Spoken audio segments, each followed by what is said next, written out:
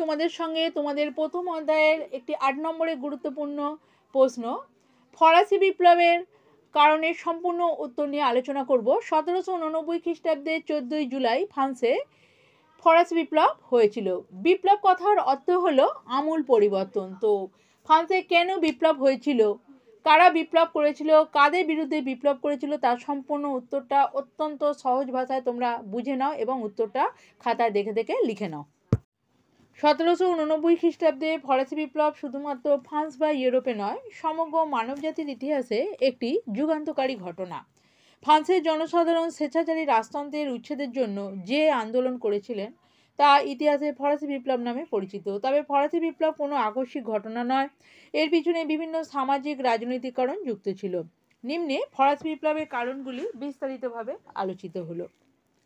প্রথমেই আমরা দেখে নেব সামাজিক কারণ। ফরাসি বিপ্লবের সবচেয়ে গুরুত্বপূর্ণ কারণ ছিল সামাজিক ব্যবস্থা। বিত্তবান ও বৃত্তিহীনদের নিয়ে ফরাসি সমাজ গঠিত ছিল। অভিজাত এবং যাজক সম্প্রদায়ের লোকেরা ছিলেন বিত্তবান, তারা সমস্ত রকমের রাজনৈতিক, সামাজিক ও অর্থনৈতিক সুযোগ সুবিধা ভোগ করতেন। রাজদরবারে বড় বড় চাকুরি এবং শাসন ব্যবস্থায় এদের প্রাধান্য ছিল।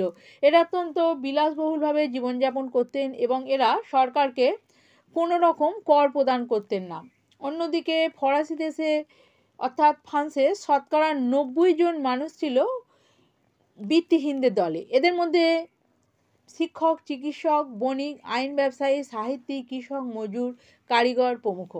এদের নানা রকমভাবে কর আরোপ করে জর্জরিত করা হতো। তাছাড়া সমস্ত রকম রাজনৈতিক ও সামাজিক অধিকার থেকেও এরা বঞ্চিত ছিল। আবার শ্রমিক ও কৃষক সম্প্রদায়ের কোনো রকম সামাজিক মর্যাদা ছিল না। জমির ওপর তাদের কোনো সামাজিক অধিকার ছিল না, অথচ তারা নানা প্রকার করদান করতে বাধ্য হতো। মালিকরা তাদের ওপর নানাভাবে শোষণ ও শাসন অত্যাচার করতেও, ফলে সমাজের সাধারণ মানুষের মধ্যে ক্ষোভ জমতে থাকে এবং এই ক্ষোভের আগুনই পরবর্তীকালে বিপ্লবে পরিণত হয়। এবার আমরা আসবো রাজনৈতিক কারণে। ফরাসি বিপ্লবের রাজনৈতিক কারণকে মূলত 3টি ভাগে ভাগ করা যায়, যথা 1 নম্বর দেখো ফরাসি রাজাদের দুর্বলতা ও অকর্মণ্যতা, 2 নম্বর হচ্ছে দুর্নীতিপূর্ণ স্বৈরাচারী শাসন ব্যবস্থা, 3 নম্বর বিশৃঙ্খলাপূর্ণ বিচার ব্যবস্থা। প্রথমেই আমরা ফরাসি রাজাদের দুর্বলতা ও অকর্মণ্যতা নিয়ে আলোচনা করব। ফরাসি রাজারা অধিকার প্রয়োগের ব্যাপারে যতটা সজাগ ছিলেন, কর্তব্য পালনের ব্যাপারে ঠিক ততটাই উদাসীন ছিলেন। অষ্টাদশ শতকে ফ্রান্স অকর্মণ্যতা রাজা পঞ্চদশ লুই রাজপ্রতিনিধি ডিউক অব অর্লিয়েন্স, দুর্বলচেতা ষোড়শ লুই প্রমুখের মিলিত প্রচেষ্টায় এক দুর্নীতিগত রাষ্ট্রে রূপ নেয়। অর্থনীতি, রাজনীতি, সমাজসহ বিভিন্ন ক্ষেত্রকে ফরাসি রাজতন্ত্র সংকটের মুখে ঠেলে দেয়। এবার আমরা দেখব অভিজাতদের উচ্ছৃঙ্খলতা এবং অত্যাচার। ফরাসি রাজাদের চারিত্রিক দুর্বলতা, নৈতিক অবক্ষয় ও অকর্মণ্যতার সুযোগ নিয়ে অভিজাতরা শাসন কাজ পরিচালনায় হস্তক্ষেপ করতে শুরু করে।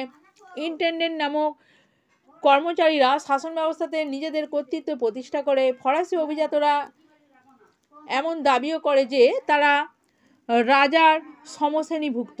অভিজাতরা তাদের ব্যক্তিগত শত্রুদের সাহায্য করার জন্য রাজাকে নিয়ে লেটার ডি ক্যাশে বা রাজকীয় পরোয়ানাতে সই করিয়ে নেয়। এরপর দেখব রাজ পরিবারের বিলাসিতা। ফরাসি রাজা চতুর্দশ লুইয়ের রাজত্বকাল থেকেই ভার্সাই রাজপ্রাসাদে হয়ে ওঠে ঐশ্বর্যের ইন্দ্রপুরী। রাজপরিবারে বিলাস বাসন এবং অমিতবায়িতা ছিল অকল্পনীয়। রানী মেরি আন্তানেত ভার্সাইয়ের টুইলারিস প্রাসাদের কাঁচে ঘরে বাস করতেন। এবার আমরা দেখে নেব রাজা ষোড়শ লুইয়ের দায়িত্ব, যার সময়ে মূলত ফরাসি বিপ্লব সংগঠিত হয়েছিল। ষোড়শ লুই ফরাসি বিপ্লবের জন্য কম দায়ী ছিলেন না। তিনি অর্থ সংকট মেটানোর জন্য 4 মন্ত্রী তুর্গো, নেকার, ক্যালন ও বিয়াকে নিয়োগ করে প্রশাসনের জটিলতার সৃষ্টি করেন। প্রথম দিকে তিনি বিভিন্ন সংস্কার কর্মসূচি গ্রহণ করলেও যাজক ও অভিজাতদের বিরোধিতার জন্য তার বেশিরভাগই রূপায়িত করতে পারেননি। এবার আমরা একদম উত্তরের শেষ পর্যায়ে চলে এসেছি, মূল্যায়নটা তোমরা দেখে নাও। অষ্টাদশ শতকে ফরাসি রাজশক্তির সার্বিক ভূমিকা ব্যর্থতায় পর্যবেসিত হলে ফরাসি বিপ্লব অবিসম্ভাবী হয়ে ওঠে।